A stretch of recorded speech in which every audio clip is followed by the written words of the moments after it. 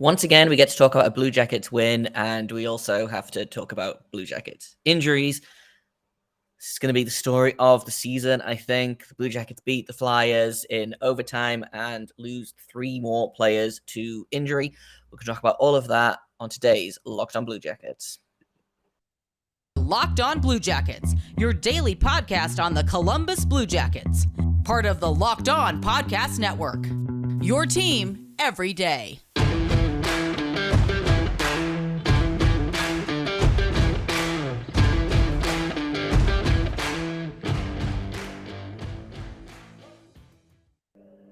Hello and welcome to Locked on Blue Jackets, part of the Locked on Podcast Network, your team every day. I am, as always, your host, Jay Foster, here to bring you news, stories, excitement, agonies, all of the above and more about your favorite team and mine, the Columbus Blue Jackets. Before we get started, I want to thank everyone for making this your first listen of the day every day. Locked on Blue Jackets is free and available on all podcast platforms and also over on YouTube. So, if you haven't hit subscribe yet, then please feel free to do so.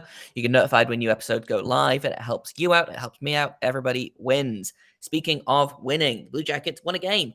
They now have points in 3 straight, which is very exciting. Baby steps here. For the second time in the space of a week, the Blue Jackets have beaten the Philadelphia Flyers. This time they had to go to overtime to do it, and they had to use 2 goalies to do it. But it could have been worse, maybe. I actually really liked this game for the most part. I thought the Blue Jackets did a lot of things right. I think it was a better performance than it was against New York. I thought they deserved to win the game. This time, I don't think they deserve to win the game. In New York, Philadelphia, I thought played well, but the Blue Jackets, I thought, played better. And it was a fun game. I liked it. Sean Kuraly opens the scoring, his 3rd goal of the season. He just came back from injury himself, so hopefully that's one healthy player that we can keep.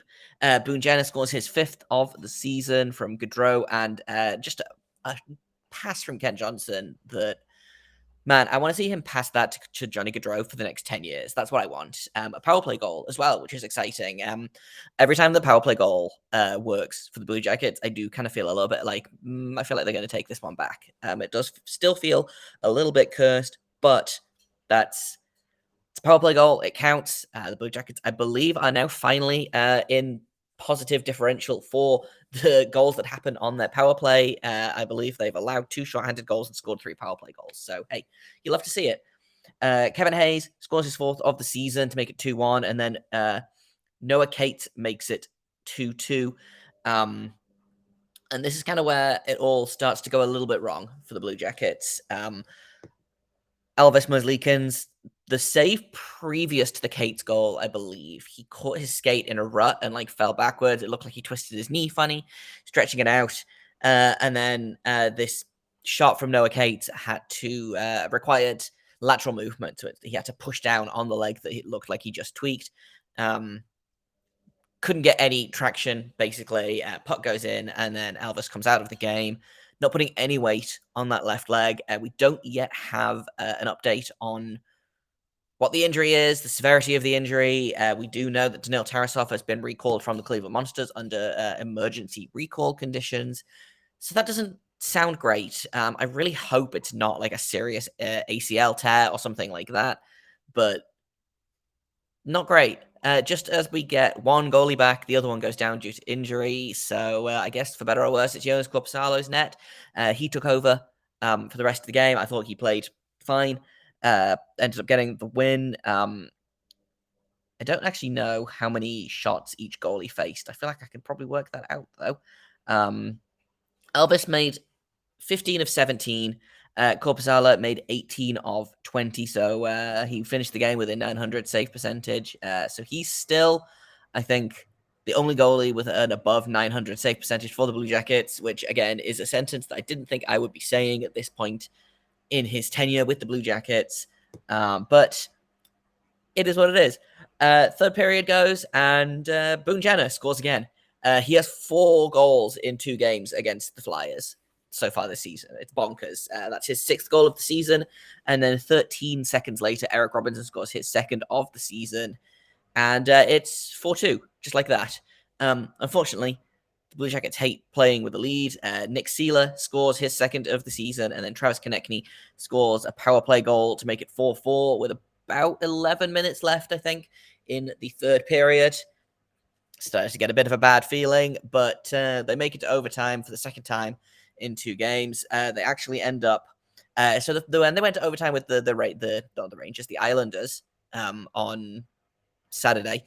They started with 3 forwards. They started Gaudreau, Jenner, and Laine, which was a choice that did not work. So this time they went, I believe they ended up with Gaudreau, Nyquist, and Gavrikov. Gavrikov played a lot of this overtime period. I feel like every time I looked up, he was on the ice. But they ended up, they rolled with some defensemen this time. And who else ends up scoring but Vladislav Gavrikov? That's his 2nd goal of the season and his 2nd overtime game-winning goal of the season. Assists Chinikov and Sillinger.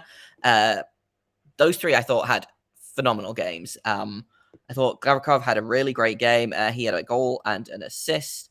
Chinikov and Sillinger only registered on that goal, but it was a big one. A really great pass from Chinikov. Great playmaking from Cole Sillinger. The only player back for the Flyers was Kevin Hayes, who I don't really think knows how to play defense. So, there's that. But a really, really great goal, really great win. And the Blue Jackets, they've got points in 3 straight games. You love to see it. In a minute, we're going to talk a little bit more about this game, and we've got more injury news to go over because I didn't even talk about Jake Bean yet. So that's all coming up in just a minute. But first, I have to pause the podcast for a second because you have to try this. I'm talking about Built Bar's new reimagined flavors. They've got cookie dough topper. They've got coconut brownie bar. They've got coconut brownie topper, and they've got white chocolate peppermint granola, which is built to take on the granola bars with more filling and still super tasty. And here's my personal favorite, the candy cane brownie puff. A Built Puff is like a regular Built Bar, but it's soft and marshmallowy and just so, so delicious. They are the best tasting protein bars ever built. See what I did there? They are revolutionizing nutrition. It is covered in 100% real chocolate, but it's still 17 grams of protein and only 130 calories. Just take one bite and it's going to change your life forever. Magical, wonderful time after you tried these Built Bars. It's just going to be so much better than the time before you tried them. So you're probably wondering which flavor is my favorite, which is kind of an unanswerable question. I know that I said the candy cane brownie, but they're all unbelievable. And here's a really great thing. You can order a mixed box of Built Bars, and you can try all 5 new flavors for yourself. So get 15% off your order right now by using the code LOCKEDON15 at built.com. That is LOCKEDON15 at built.com for 15% off. So we talked about Elvis's injury. We talked about Daniil Tarasov getting called up. We didn't talk about Jake Bean leaving the game halfway through, I think, the 2nd period. He only ended up playing 8 minutes and 55 seconds. And just like that, another defenseman goes down. They lost Andrew Peak briefly as well. I think that was more of a stinger. He blocked a shot on the inside of his leg. And I think it might just be a case of, when you bang your arm really hard and your fingers go numb, I think it might have been that, but for feet. So he was back. He finished the game, which is great. He only played 20 minutes of ice time. Vladislav Gavrikov played 28 minutes and 40 seconds. That's bananas. That's too much ice time. But Jake Bean got smashed into the boards, went to the locker room, didn't return, and there goes another defenseman. Blue Jackets have, I think, now anyway, they have 6 healthy defensemen. If Branson came back, it's not looking great. The Blue Jackets are going to be shorthanded, probably. I don't know if they'll call another defenseman up. I believe they are on a homestand for the next 4 or so games. So if they need to, they can. The next 5 games they're at Nationwide, and then they go to Nashville and then back to Nationwide for one more game. But so if they need to call someone up, they can. I wonder if they will just go with 6 defensemen. At the minute, they've got an extra forward I believe, and God, who knows what's going to happen next? The Blue Jackets have, in terms of healthy defensemen right now, they've got Andrew Peak, who might be a little bit banged up. Gavrikov, who I guess they're just going to play until he falls apart. Jake Bean is out with injury. Jake Christensen, they have Eric Branson and Marcus Bjork. That is the 5 defensemen that made it through that game. And then they also still have Gavin Bayreuther up from the Monsters. They could call David Jiricek up, but I feel like, I don't know. With Jake Bean going down, he's a left defenseman, excuse me. They might just slot Bayreuther in there and just hope and pray that another defenseman doesn't get hurt. If a right side defenseman goes down, then yeah, they'll probably call Jiricek up. But as of right now, I think they're probably just going to roll with those 6 defensemen, at least until they get an answer on how long Jake Bean's going to be out for. If it's going to be he's done for a couple of games, then they might just roll. If it's going to be more long term, then I could see them maybe calling someone else up because they can't roll 6 defensemen forever. Also missing from practice today is Emil Bemstrom, who played almost 16 minutes of ice time. He was on that top line with Jenner and Gaudreau, which was really great to see. I thought he played well there. I like Bemstrom on that top line. I think he showed that he deserves to be there for the his play over the last couple of games, and like they've kind of been doing a rotating door of players that are playing with Jenner and Gaudreau at the minute. But I don't hate if Bemstrom is that guy. Unfortunately, he was not at practice today because he is among the, I believe Brad Larson called them the walking wounded, which probably means he might be good to go. He might be one of those guys that's just a little kind of banged up, but also could mean that he's yet another injured player, which means there goes another one of Johnny Gaudreau's line mates. They are running out of people to play him with. Just bad luck, man. I've been joking about this for like the past 4 games. I really do think that we need to do some kind of purification ritual at Nationwide. If you're in Columbus and you're a witch, like reach out to me. We can make something work. Overall, I thought it was a pretty good game. Like I say, the shots were pretty even, 37-33 to Philadelphia. Blue Jackets out-face-offed them. They scored on their only power play opportunity, which means the power play is probably still dead last, although they might have actually managed to sneak up above the Ducks, which would be really funny. Note they are, they're in double digits now. They're at 10.5% on the power play, which is great. The penalty kill continues to be about middle of the road. They're sitting 15th in the league right now at 78.6, which again, I'll take. But for the most part, like I said, I like this game. I don't really have a problem with anything except the just intense amount of injuries that keep happening. They're playing Montreal next. We'll see how that goes. We're going to talk about that in tomorrow's episode. I'm going to sit down with Laura and Scott of Locked On Canadians. That's coming up in, like I said, tomorrow's episode. We'll talk all things Canadians. They've been having a pretty good start to the season. But let's have a quick look at the Canadians ourselves, and then we can talk a little bit more detail about them tomorrow. The Canadians just finished losing to the Devils.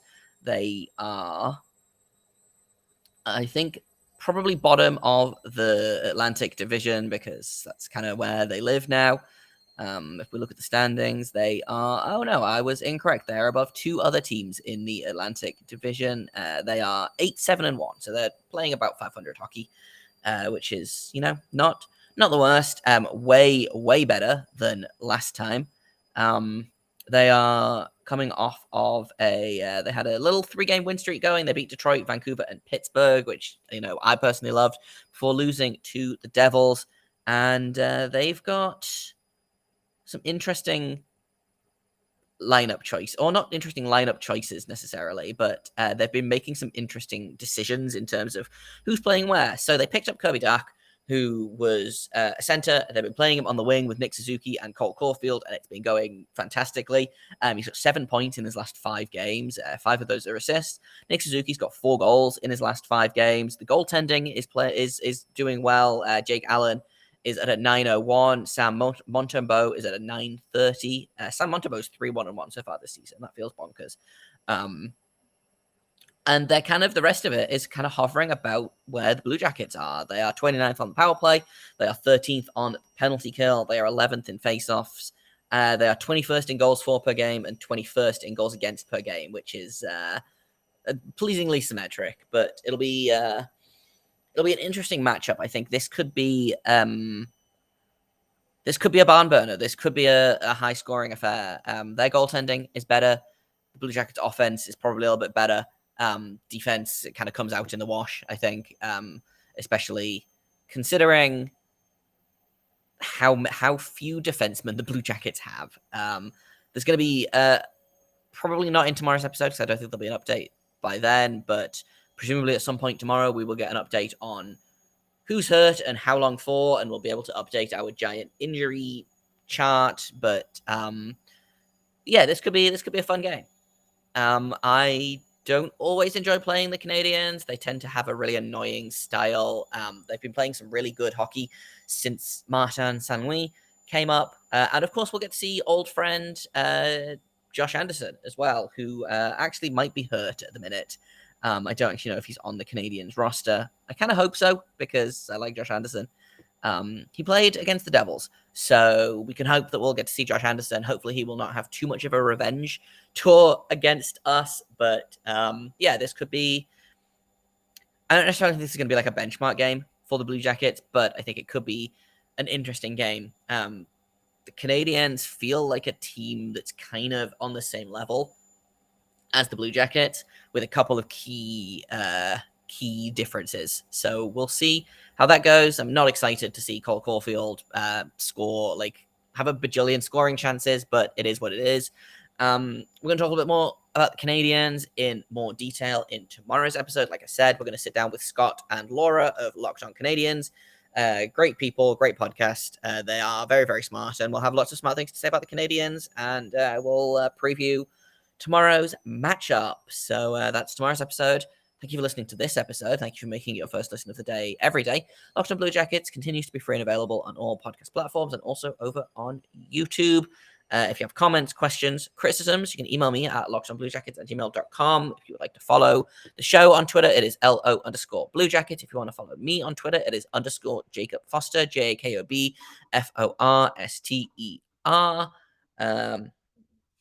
Thank you once again for making it your first listen of the day. And make your second listen of the day Locked On Sports Today. They've got the biggest stories. They've got the hottest takes. And you can catch up on every sport doing that. Locked On Sports Today, available on the Odyssey app, YouTube, and wherever you get your podcasts. So once you're done listening to this, go listen to that. And until tomorrow, make sure you stay locked on.